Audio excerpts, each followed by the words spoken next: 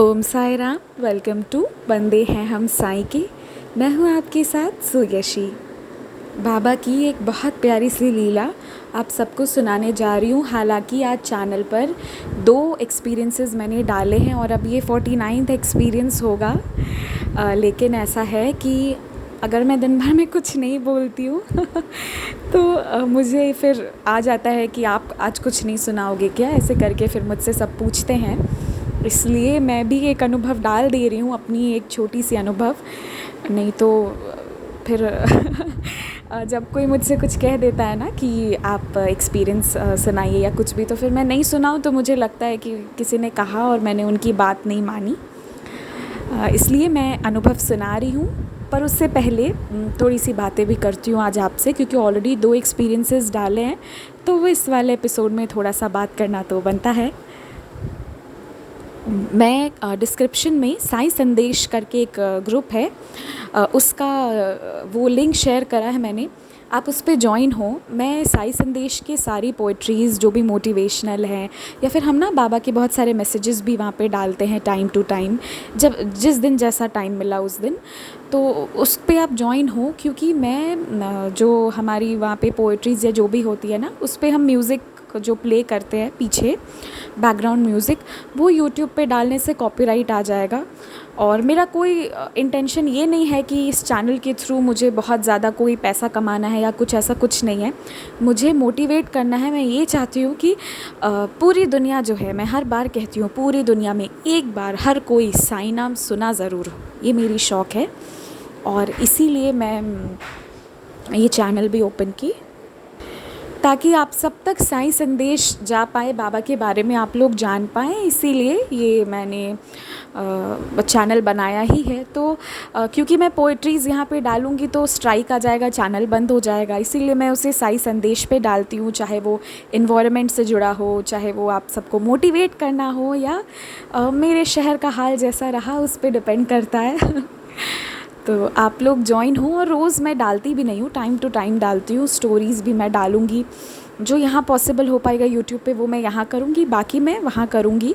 जो हमारा दूसरा अभी साई संदेश का ग्रुप बना है, उसमें अभी वैकेंसीज़ हैं, तो आप सब चाहें तो ऐड हो सकते हैं उसमें, बिल्कुल। और चैनल पर भी इतने सारे 48 एक्सपीरियंसेस हमने डाले हैं, आप लोग सुनिएगा ज़रूर। क्योंकि जब भी हम बाबा को सुनते हैं ना, तो एक बहुत सकारात्मक ऊर्जा हमारे बॉडी में भी डेवलप होती है। हम बाबा पर विश्वास करने लगते हैं। और इतने अच्छे अच्छे लोग हैं, सभी मुझसे इतनी प्यारी प्यारी एक्सपीरियंसेस शेयर किए हैं। मैं सभी को सुन के चैनल पे टाइम टू टाइम डालती जाऊंगी। पर जो लोग अब तक शेयर नहीं किए हैं, अगर आपको टाइम मिले, कोई ऐसा फोर्स नहीं है कि करना ही है, अगर टाइम मिले तो ज़रूर कीजिएगा। क्या पता आपके एक एक्सपीरियंस से कोई इंसान जो इस वक्त हार चुका था या बाबा को नहीं मानने वाला था, क्या पता उसकी प्रॉब्लम आपके एक्सपीरियंस से सॉल्व हो जाए। ऐसा होता है, अक्सर होता है। अभी कोविड में कितने लोग थे, वो भरोसा जिन लोगों ने मतलब कितने लोगों को हमने भरोसा दिया, बहुत अच्छे अच्छे अनुभव भी हुए, कुछ बहुत दुर्घटनाएं भी हुई, हर तरह की चीज़ें हुई।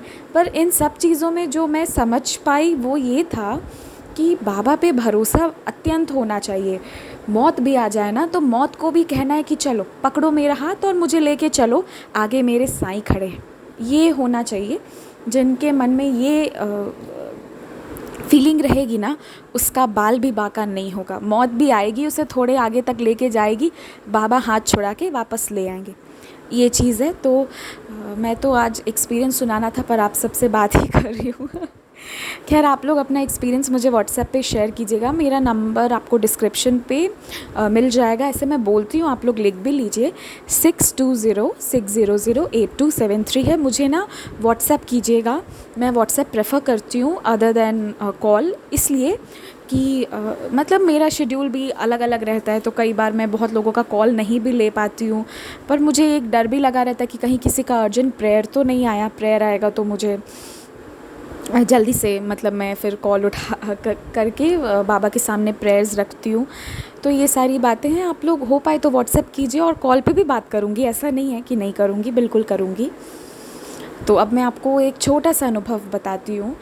ये अनुभव छोटा अनुभव इसलिए कह रही हूँ कि ये जो डे टू डे लाइफ में होते हैं उनसे जुड़ा एक अनुभव है ये, पर मेरा प्रिय अनुभव है, क्योंकि मैं इन जो रोज़ रोज़ के अनुभव होते हैं उसके थ्रू आप लोगों को ये समझाना चाहती हूँ कि बाबा हमारे साथ हैं और वो हमें पल पल देख रहे हैं, सुन रहे हैं। जो ये सोचते हैं कि नहीं सुन रहे हैं वो गलत हैं, वो इस जगह पे गलत हैं।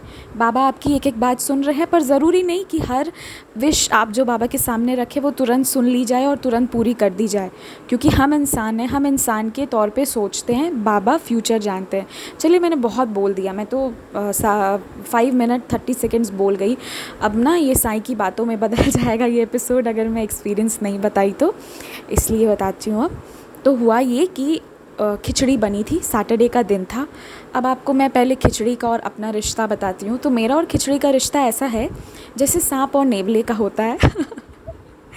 जी, मुझे बिल्कुल खिचड़ी पसंद नहीं है और मेरे घर पे सभी को पसंद है।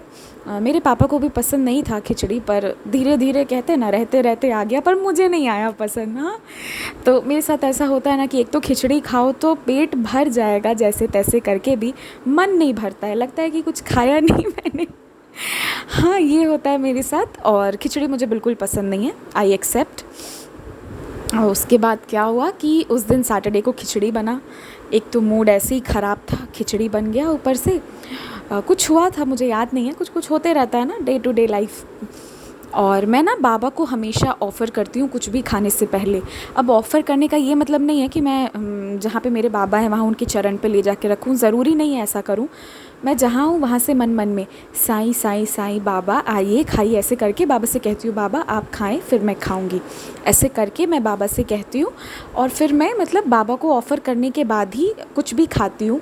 इसी दौरान मेरी बात नीलम दी से भी हो रही थी ना, एक दिन मैं उनको भी ये सब बता रही थी, तो वो मुझे बोली कि पता है मैं तो पानी भी बाबा से ऑफ़र करके तब पीती हूँ। तो ये मुझे बहुत अच्छा लगा कि अरे पानी भी, मतलब इतने डेडिकेटेड लोग से मैं मिली। तो खैर ये था कि मैं खिचड़ी उस दिन ऑफ़र करना भूल गई। खिचड़ी मेरा ऊपर से मूड ऑफ था और मेरे मन में जब कुछ नहीं रहता है तो साईं साईं साईं ऐसे चलता रहता है, पर मैं भूल गई उस दिन। लिटरली मैं बिल्कुल याद नहीं रहा कि मुझे बाबा को ऑफ़र करके फिर खाना है। तो मैं खाने बैठी, हालांकि मेरा घर बहुत क्लीन रहता है, लेकिन उस दिन पता नहीं कहाँ से एक कीड़ा आया। और हो सकता है कि बाहर बारिश का मौसम था ना, तो हो सकता है उसके वजह से भी आया हो, क्योंकि बाहर पानी भी जम जाता है कभी कभी, तो उसके वजह से भी आ सकता है कोई भी कीड़ा, कोई बड़ी बात नहीं है। तो खैर एक इंसेक्ट आया और पूरी दुनिया छोड़ के ना वो मेरे प्लेट पे ही बैठ गया। एंड फिर मेरा मन जो था वो तो एकदम ख़राब हो गया। आई वॉज लाइक छी, ये क्या हो गया। मेरे प्लेट पे आके बैठ गया और मुझे ना फिर गुस्सा आया कि अब मैं क्या करूं। क्या था ना कि जो खिचड़ी बनी थी वो हम 4 लोगों के लिए बनी थी और बहुत थोड़ा सा बचा हुआ था, जो उसमें कुकर में ही रखा हुआ था, उसको हमने कैसरोल में निकाला भी नहीं, गरम गरम बनी थी। तो मुझे बहुत घिन लग रहा था कीड़ा आ गया तो, और मुझे ये बात पता था कि किचन में तो अब बहुत थोड़ा सा है, इतना थोड़ा सा है कि वो खा के मेरा पेट नहीं भरना है। और इस खिचड़ी में कीड़ा बैठ गया था। अब कीड़ा बैठने के बाद मैं नहीं खा सकती।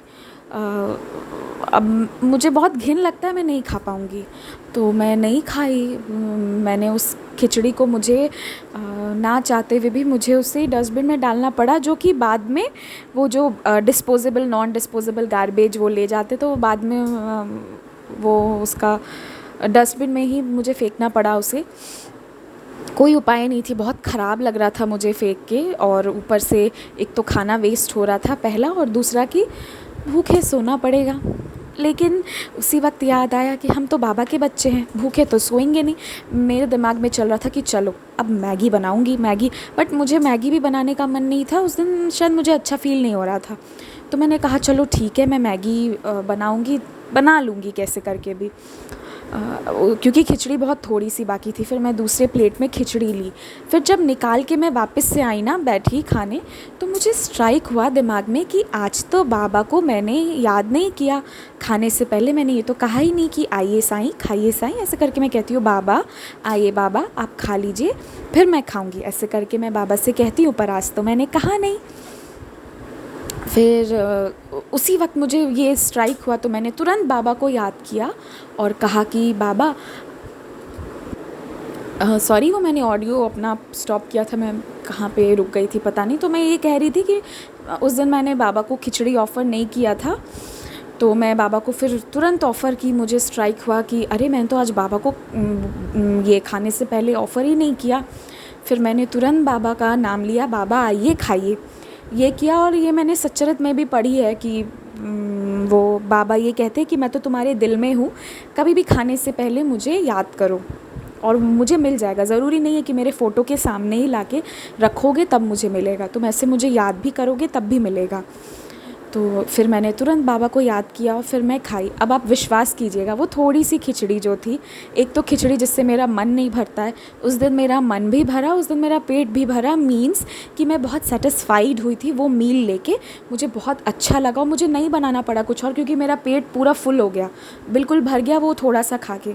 तो मेरी मम्मा भी कह रही थी कि तुम्हारा तो खाना घट गया ना। तो मैं सोच रही हूँ घटना तो चाहिए था पर घटा नहीं, पता नहीं क्यों।